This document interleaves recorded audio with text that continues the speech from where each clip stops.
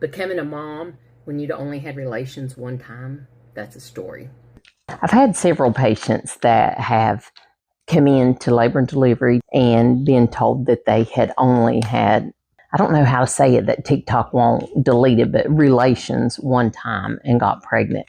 One that sticks with me is one young girl. I think she was 16 or 17. She came with a cousin, was the only person with her during labor and delivery.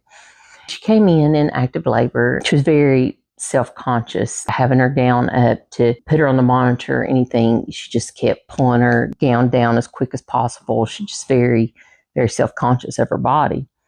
So got her in, got her settled. She was contracted. And I asked her if it was all right to check her cervix. And she agreed that it was.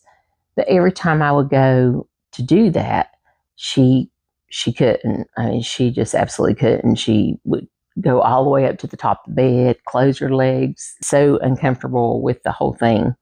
I explained to her the reasons that we needed to do a cervical exam, make sure the baby's head down, check dilation, different things, but that we could wait until she was ready and she could let me know. I stayed in the room with her because she was so scared and so worried. She wouldn't get up off the monitor and like walk or do anything. She just kind of was like frozen in the bed. She told me during that time that she had only had intercourse one time in her life.